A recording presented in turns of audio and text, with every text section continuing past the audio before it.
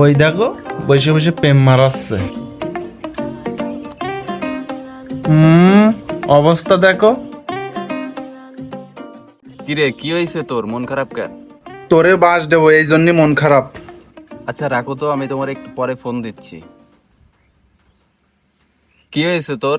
কথা করছিস না কেন? আমার একটা সমস্যা হয়ে গেছে, কিছু টাকা লাগবে, তার জন্য তুই আমার কিছু টাকা ধার দিবি, খুব দরকার, কয়দিন পরে দিয়ে দিবা না। হঠাৎ তোর এত টাকার দরকার হয়ে পড়লো, কি সমস্যা? অত কিছু শোনা লাগবে না, তোর কাছে টাকা থাকলে তুই আমারে দে, না হলে কয়ে দে, আমি চলে যাচ্ছি। আরে তুই রাগ করে কথা করছিস কেন? কি সমস্যা আমারে ক, দেখি কিছু করা যায় কিনা। তোরে বললাম না শোনা লাগবে না, তোর কাছে থাকলে তুই আমারে দে টাকা।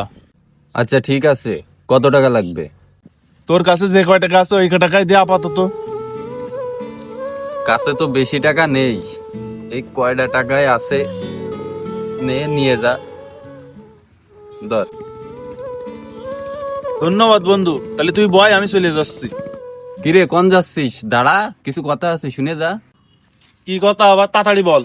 কথাটা আসলে তেমন কোনো কথা না, চলে তো যাচ্ছিস, তো চলার পথে অনেক ভুল ভ্রান্তি হয়, বন্ধু বান্ধবের মধ্যে অনেক ঝামেলা হয়, তা আমি যদি কোনো ভুল করে থাকি তাহলে মাফ করে দিস।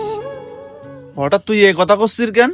না, জীবনে তো অনেক বন্ধু বান্ধবী ছিল, যাদেরকে এই টাকা ধার দিছি তার সাথে সম্পর্ক নষ্ট হয়েছে, তো আজকে তুইও টাকা ধার নিলি, আর কোনোদিন তোর সাথে দেখা হবে কি হবে না, সম্পর্ক থাকবে কি থাকবে না, সেজন্য আর কি মাফটা চাইয়ে নিলাম।